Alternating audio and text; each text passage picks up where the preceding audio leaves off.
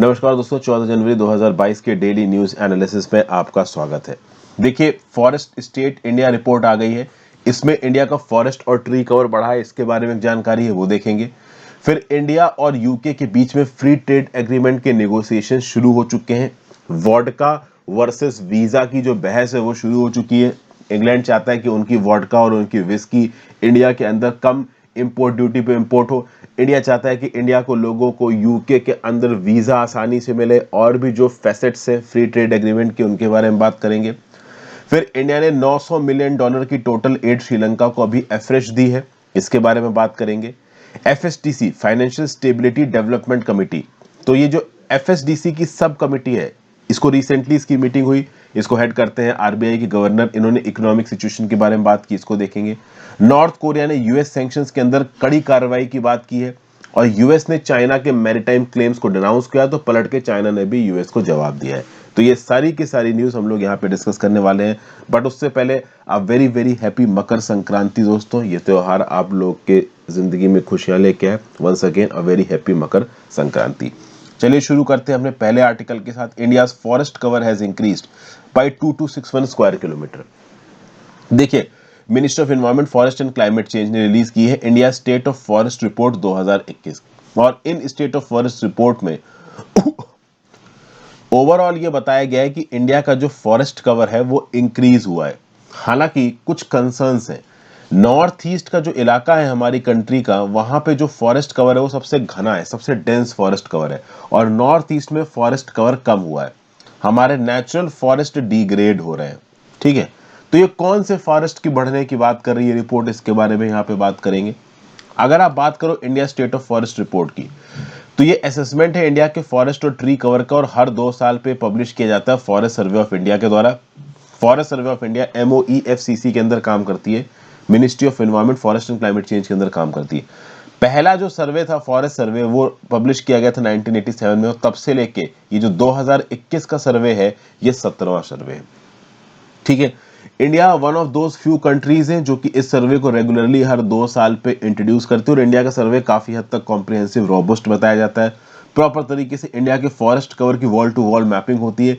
इसके लिए remote sensing technology, हमारे सैटेलाइट्स का प्रयोग किया जाता है, और इस फॉरेस्ट कवर के आधार पर जो सरकारें हैं वो प्लानिंग करती हैं, पॉलिसीज फॉर्मुलेट करती हैं फॉरेस्ट्री सेक्टर में और एग्रो फॉरेस्ट्री सेक्टर में।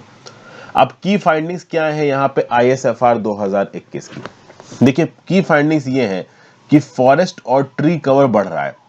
एडिशनल फॉरेस्ट कवर पिछले 2 साल में जोड़ा गया है 1540 किलोमीटर का। फॉरेस्ट ट्री दोनों जोड़ दो तो 2261 जो शुरुआत में मैंने आपको बताया। अभी के लिए टोटल एज ऑफ 2021 इंडिया का फॉरेस्ट कवर है 7,13,789 स्क्वायर किलोमीटर, जो कि है 21.71% ऑफ कंट्रीज ज्योग्राफिकल एरिया। ये 2019 में था 21.67%, मतलब 721 स्क्वायर किलोमीटर ट्री कवर बढ़ा है, 1540 स्क्वायर किलोमीटर फॉरेस्ट कवर बढ़ा है। दोनों को जोड़ दो तो 2261 स्क्वायर किलोमीटर ट्री और फॉरेस्ट कवर दोनों बढ़ा है, जो कि यहाँ पे हेडिंग में लिखा हुआ है। तो ट्री कवर बढ़ा है 721 स्क्वायर किलोमीटर, और फॉरेस्ट कवर बढ़ा है 1540 स्क्वायर किलोमीटर। ये याद रखिएगा, अगर आपको स्पेसिफिकली फिगर में कंफ्यूजन हो रहा हो तो इसके लिए बता रहा हूँ। जिसने सबसे ज्यादा हाईएस्ट इंक्रीज दिखाया फॉरेस्ट कवर में, तो तेलंगाना ने दिखाया है 3.07% फॉरेस्ट कवर बढ़ा है। आंध्र प्रदेश में 2.22% फॉरेस्ट कवर बढ़ा है। उड़ीसा में 1.04% फॉरेस्ट कवर बढ़ा है। नॉर्थ ईस्ट के 5 स्टेट, अरुणाचल प्रदेश, मणिपुर, मेघालय, मिजोरम, नागालैंड, यहाँ पे फॉरेस्ट कवर कम हुआ है, जो कि एक कंसर्न की बात है, क्योंकि नॉर्थ ईस्ट के स्टेट्स में जो फॉरेस्ट की डेंसिटी है वो बड़ी जबरदस्त है, और डेंस फॉरेस्ट बहुत हद तक आप कह लो लंग्स की तरह काम करते हैं लोगों के लिए, क्योंकि वो फ्रेश ऑक्सीजन छोड़ते हैं। मैंग्रोव्स का कवर पूरे इंडिया में 17 स्क्वायर किलोमीटर बढ़ा है। टोटल मैंग्रोव कवर इंडिया में पहुंच चुका है 4,992 स्क्वायर किलोमीटर। फिर सर्वे ने यह पाया है कि 35.46% जो फॉरेस्ट कवर है it is prone to forest fire. इस फॉरेस्ट कवर में से 2.81% एक्सट्रीमली प्रोन है फॉरेस्ट फायर के, 7.85% हाईली प्रोन है, वेरी हाईली प्रोन है फॉरेस्ट फायर के, और 11.51% हाईली प्रोन है। तो फॉरेस्ट फायर के हाईली प्रोन है 11.51%, वेरी हाईली प्रोन है 7.85%, एक्सट्रीमली प्रोन है फॉरेस्ट फायर के 2.81%। टोटल कार्बन स्टॉक पूरे देश का है 7,204 मिलियन टन। और ये जो फॉरेस्ट स्टॉक है ये 2019 से लेकर 2021 के बीच में 79.4 मिलियन टन्स बढ़ा है। बैम्बू फॉरेस्ट बड़े जबरदस्त तरीके से बढ़े हैं। बैम्बू फॉरेस्ट 2019 में थे 13,882 मिलियन कल्म्स, जिसको आप स्टेम भी बोलते हो, वो पहुंच चुके हैं 2021 में 53,336 मिलियन कल्म्स। अब अगर बात की जाए, देखिए किस प्रकार के फॉरेस्ट बढ़ रहे हैं। हमारे यहाँ पे सब यूनिफॉर्म टाइप ऑफ फॉरेस्ट नहीं है। एक फॉरेस्ट की कैटेगरी होती है वेरी डेंस फॉरेस्ट, जिसकी कैनोपी डेंसिटी 70% से ज्यादा है। मतलब एक बहुत बड़ा इलाका है तो इसमें जो फॉरेस्ट की कैनोपी होती है, ट्री के ऊपर जो पेड़ का नहीं जंजाड़ सा होता है, इसको कैनोपी बोलते हैं। तो अगर एक बड़े से इलाके में फॉरेस्ट में कैनोपी 70% से ज्यादा इलाका ढक दे तो उसको बोला जाएगा वेरी डेंस फॉरेस्ट। वहां पे जहां पे कैनोपी 40 से 70% का इलाका ढके उसको बोला जाएगा मॉडरेटली डेंस फॉरेस्ट, और जहां पे कैनोपी 10 से 40% का इलाका ढके उसको बोला जाएगा ओपन फॉरेस्ट। ठीक है, जहां पे कैनोपी डेंसिटी 10% से कम होती है उसको स्क्रब बोला जाता है, उसको फॉरेस्ट की कैटेगरी में नहीं कैटेगराइज किया जाता, उसको स्क्रब बोला जाता है। तो 10% से कम स्क्रब, 10 से 40% ओपन फॉरेस्ट, 40 से 70% मॉडरेटली डेंस फॉरेस्ट, 70% से ज्यादा वेरी डेंस फॉरेस्ट। अब सबसे जरूरी हमारे लिए जानना है कि ओपन फॉरेस्ट कितने, मॉडरेटली डेंस फॉरेस्ट कितने, वेरी डेंस फॉरेस्ट कितने। ओपन फॉरेस्ट जहां पे 10 से 40% कैनोपी होती है वो है इंडिया के अंदर 9.34% of the total forest cover, मतलब 3,07,120 स्क्वायर किलोमीटर है ओपन फॉरेस्ट। ठीक है, जो वेरी डेंस फॉरेस्ट होते हैं, जो सबसे मेन प्रकार के फॉरेस्ट होते हैं, जो प्रिस्टीन नेचुरल फॉरेस्ट है, वो केवल 3.04% ओवरऑल स्क्वायर किलोमीटर के इंडिया के, जो कि 99,779 स्क्वायर किलोमीटर निकल के आता है। और जो मॉडरेटली डेंस फॉरेस्ट है वो है 3,07,120 स्क्वायर किलोमीटर। ये 3,07,000, ठीक है, 99,780 और 3,07,000 इसको जोड़ दोगे तो आपका नंबर कितना पहुंच जाएगा, ये नंबर पहुंच जाएगा आपका 7,13,779 स्क्वायर किलोमीटर, जो कि इंडिया का टोटल फॉरेस्ट कवर है, जो वेरी डेंस, मॉडरेटली डेंस और ओपन फॉरेस्ट के नंबर को मिला के ला रहा है। अब पिछले 2 सालों में मॉडरेटली डेंस फॉरेस्ट की कैटेगरी में 1582 स्क्वायर किलोमीटर कम हुआ है, ओपन फॉरेस्ट की कैटेगरी में 2612 स्क्वायर किलोमीटर बढ़ा है। तो अब ये समझिए बड़ी टेंशन की बात है, moderately dense forest open forest से ज्यादा डेंस है, तो अगर वो ज्यादा लूज हो रहे हैं और ओपन फॉरेस्ट हम गेन कर रहे हैं तो इफेक्टिवली फॉरेस्ट कवर कम हो रहा है, क्योंकि कैनोपी की डेंसिटी यहां पे कम हो रही है। ठीक है, तो ये नंबर्स का गेम है। अगर आप वेरी डेंस फॉरेस्ट और मॉडरेटली डेंस फॉरेस्ट ज्यादा खो रहे हो और ओपन फॉरेस्ट ज्यादा बना ले रहे हो जिसकी कैनोपी डेंसिटी कम है, तो ओवरऑल हम फायदे में नहीं है, हम घाटे में। हमें पेपर पे लगेगा कि हम फायदे में, बट हम हैं घाटे में। ठीक है, फिर ये देखा जा रहा है कि रिपोर्ट के हिसाब से प्लांटेशन और एग्रो फॉरेस्ट्री भी बढ़ रही है। 11 स्टेट्स में फॉरेस्ट कवर कम हुआ है, 21 स्टेट्स और यूनियन टेरिटरीज में मॉडरेटली डेंस फॉरेस्ट कवर कम हुआ है। तो इस प्रकार की बातें इस पर्टिकुलर रिपोर्ट में बताई गई। जितनी होलिस्टिकली मैं इस रिपोर्ट को समझा सकता था मैंने समझा दिया। जीएस पेपर थी इन्वायरमेंट और कंजर्वेशन में न्यूज आपको काम आएगी। इफ पॉसिबल दोस्तों ज्वाइन बटन दबा के हेल्प करें, आपके ज्वाइन बटन दबाने से खासा मदद मिलती है, तो please click the join button. Instagram पे फॉलो कर लीजिए, टेलीग्राम ग्रुप ज्वाइन कर लीजिए, दोनों ही चीजों का लिंक नीचे दिया हुआ है। आप अपने व्यू पॉइंट नीचे कमेंट बॉक्स में दे सकते हैं। अगर आपके पास कुछ एडिशनल इन्फो है तो please right it in the comment box below. Video को लाइक और शेयर जरूर कर दीजिएगा। जितना ज्यादा आप लाइक और शेयर करोगे उतना ही इस वीडियो का एंगेजमेंट बढ़ेगा, उतना ही यूट्यूब इन वीडियोस को रिकमेंड करेगा। नेक्स्ट आते हैं, India and UK launch free trade agreement negotiations. Ministry of commerce and industry, consumer affairs, food and public distribution and textile, Shri Piyush Goyal साहब ने लॉन्च किया है free trade agreement negotiations with United kingdom. और इसके चलते फ्री ट्रेड नेगोशिएशंस में बहुत सारे अलग अलग फैसेट्स पे बात की जाएगी। इस फ्री ट्रेड एग्रीमेंट के चलते इंडिया और यूनाइटेड किंगडम का ट्रेड 2030 तक दुगना करना पहला टारगेट है। देखिए इंडिया को भी जरूरत है यूनाइटेड किंगडम के साथ एफटीए की, और यूके को भी जरूरत है। यूके को जरूरत इसलिए क्योंकि वो ब्रेग्जिट हो चुका है, यूरोपियन यूनियन छोड़ चुके हैं। इंडिया की जरूरत क्यों है? क्योंकि हम ना आरसीईपी ज्वाइन कर रहे हैं, ना ही अब तक हमारा यूरोप के साथ कोई फ्री ट्रेड एग्रीमेंट है, तो हमें बाइलेटरल लेवल पे फ्री ट्रेड एग्रीमेंट करने की बड़ी अर्जेंट जरूरत है। तो यहाँ पे यूके इंडिया दोनों को इस प्रकार की फ्री ट्रेड एग्रीमेंट्स की जरूरत है। ठीक है, तो नरेंद्र मोदी जी जो कि इंडिया के प्रधानमंत्री हैं और मिस्टर बोरिस जॉनसन जो कि यूके के प्रधानमंत्री हैं, इन्होंने मई 2021 में बैठ के बातचीत की थी कि भाई 2030 तक बाइलेटरल ट्रेड को डबल करेंगे। अब उसके लिए फ्री ट्रेड एग्रीमेंट साइन करना जरूरी है। और एक बार फ्री ट्रेड एग्रीमेंट साइन होता है तो सर्टेनिटी, प्रेडिक्टेबिलिटी, ट्रांसपेरेंसी आती है। क्योंकि देखिए बहुत सारी चीजें यूके की और बहुत सारी चीजें इंडिया की एक दूसरे की कंट्री में कम इंटरेस्ट रेट पे, कम इंपोर्ट टैरिफ पे, कम इंपोर्ट ड्यूटीज पे जाने लगेंगी। अगर ये एफटीए नेगोशिएशंस प्रॉपर हो जाते हैं तो यूके के अंदर हमारी लेदर, टेक्सटाइल, ज्वेलरी और प्रोसेस्ड एग्री प्रोडक्ट्स बहुत तेजी से बिकने लगेंगे। हमारे मैरीन प्रोडक्ट्स जो कि इंडिया की 56 मैरीन यूनिट्स में बनते हैं वो यूके के मार्केट में बिकने लगेंगे। बहुत सारे मैरीन प्रोडक्ट्स हैं, खाने पीने, श्रिम्प वगैरह के प्रोडक्ट से लेके फिश, क्रैब, सब कुछ इंडिया से एक्सपोर्ट होता है। फिर बात की जाए म्यूचुअल रिकॉग्निशन एग्रीमेंट की। ये म्यूचुअल रिकॉग्निशन एग्रीमेंट किससे रिलेटेड है? फार्मा से रिलेटेड है। ये एडिशनल मार्केट एक्सेस प्रोवाइड करेगा। फिर IT enabled services, nursing, education, health care, AYUSH, audio visual services, इन सब में इंडिया यूके के बीच में जो पार्टनरशिप है वो तेजी से आगे बढ़ेगी। फ्री ट्रेड एग्रीमेंट एक्चुअली में एक पैक्ट होता है दो या दो से ज्यादा देशों का, जो कि इंपोर्ट्स में बैरियर्स को कम करता है और इन दोनों के बीच में एक्सपोर्ट्स को बढ़ाता है। ठीक है, तो ऑब्वियस सी बात है, अगर यूके इंडिया का इंपोर्ट बैरियर कम करेगा तो इंडिया के यूके के एक्सपोर्ट्स बढ़ेंगे, and same goes vice versa. अगर इंडिया इंपोर्ट बैरियर कम करेगा तो यूके के एक्सपोर्ट्स इंडिया के अंदर बढ़ेंगे। और यूके बहुत हद तक अपनी स्कॉच और विस्की को इंडियन मार्केट में बिना इंपोर्ट ड्यूटी की बेचना चाहता है। At the same point of time India बोल रहा है कि हमारे लोगों को यूके के अंदर जाके काम करने के लिए वीजा आप ज्यादा दीजिए। अब ये यूके की प्रायोरिटीज के अगेंस्ट चला जाएगा, क्योंकि यूके इमिग्रेशन को और स्ट्रांग करना चाहता है और इंडिया ज्यादा वीजा मांग रहा है। ठीक है, तो फ्री ट्रेड मतलब, फ्री ट्रेड एरिया मतलब आप ट्रेड प्रोटेक्शनिज्म और इकोनॉमिक आइसोलेशनिज्म के अगेंस्ट जा रहे हो। ठीक है ना। लेकिन देखिए, फ्री ट्रेड पॉलिसी का मतलब ये नहीं है कि एक बार फ्री ट्रेड पॉलिसी साइन हो गई तो हर चीज पे रिस्ट्रिक्शंस हट गए। इंडिया से यूके जाने वाली चीज पे कोई रिस्ट्रिक्शन ही नहीं होंगे, यूके से इंडिया आने वाली चीज पे कोई रिस्ट्रिक्शन ही नहीं होंगे। नहीं, फ्री ट्रेड पॉलिसी के अंदर कौन से पर्टिकुलर सेक्टर में कितना ट्रेड लिबरलाइजेशन किया जा रहा है दूसरी पार्टी के लिए, ये एग्जैक्ट तरीके से लिखा होता है, क्वांटिटेटिव और क्वालिटेटिव दोनों लिमिट्स के साथ। तो ऐसा नहीं कि फ्री ट्रेड एग्रीमेंट साइन हो गया तो सब कुछ खुल गया और हर चीज फ्री हो गई, नहीं, ऐसा नहीं है। ट्रेड लिबरलाइजेशन को जरूर सपोर्ट करता है लेजिस फेयर ट्रेड। लेजिस फेयर ट्रेड मतलब कि आप ट्रेड में ज्यादा इंटरफेयर मत करो, जैसे हो रहा है ट्रेड उसको होने दो।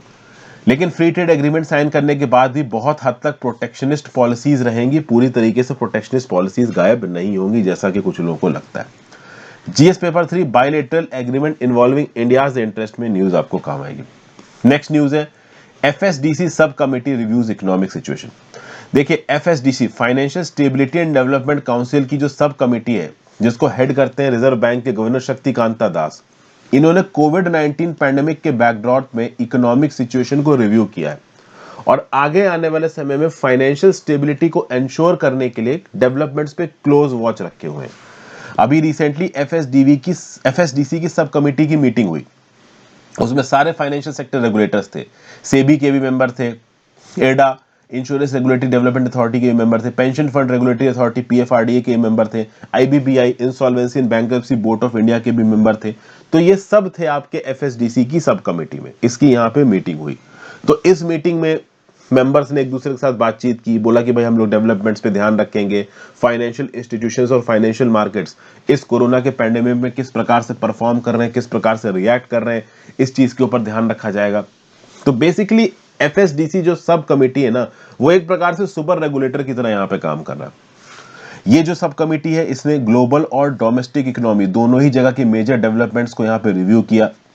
Third wave of the pandemic में क्या असेसमेंट हो सकता है इकोनॉमी का, इसके बारे में बात की। फिर और भी बहुत सारे रेगुलेटरी इश्यूज, जैसे आधार इनेबल्ड ई केवाईसी कैसे काम कर रहा है, आधार इनेबल्ड ई पेमेंट सिस्टम कैसे काम कर रहा है, ये सब चीजों के ऊपर भी इसने ध्यान दिया है।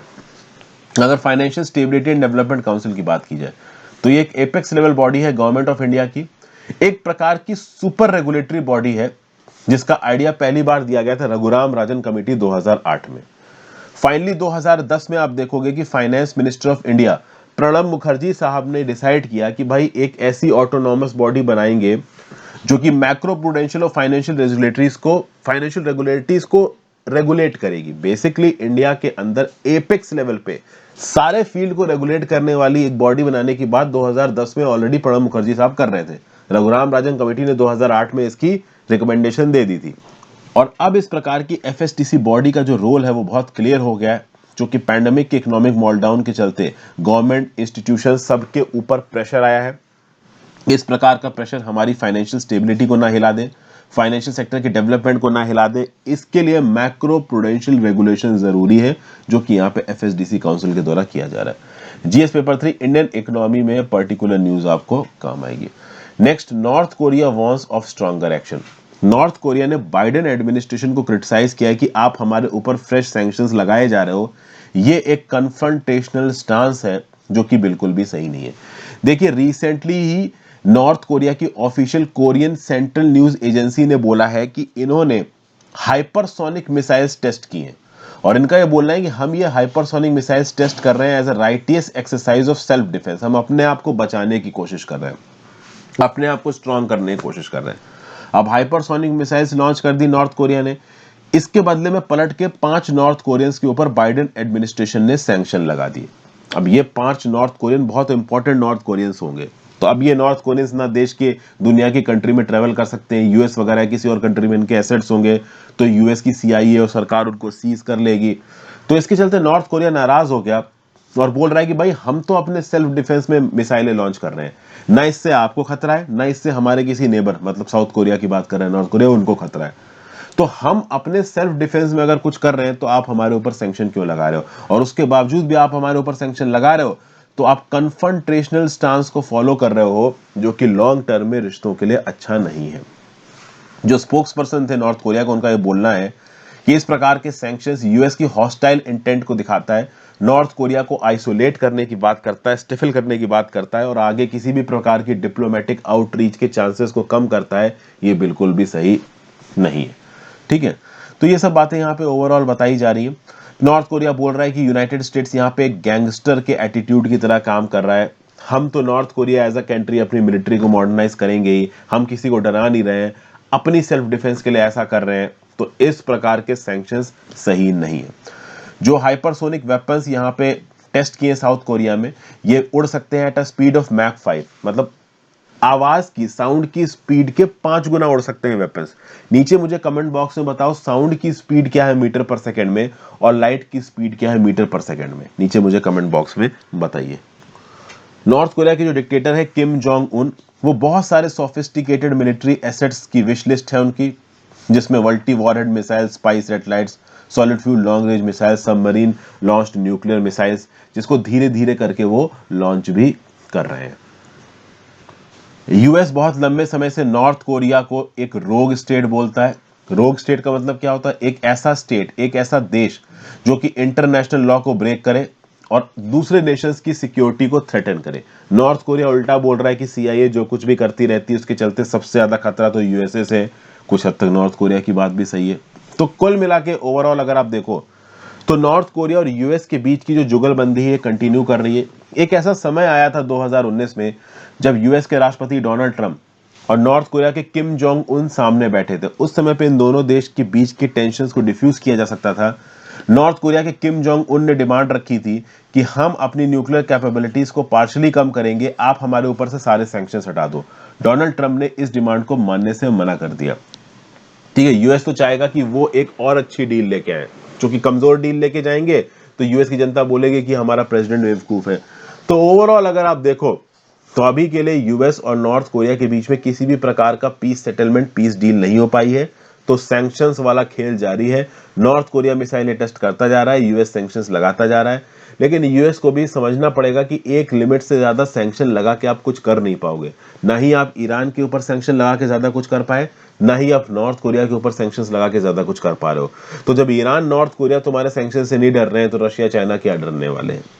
ये पूरा का पूरा यहाँ पे analysis GS paper 2 international relations में ये न्यूज आपको काम आएगी। Next, US denounces China's maritime claim.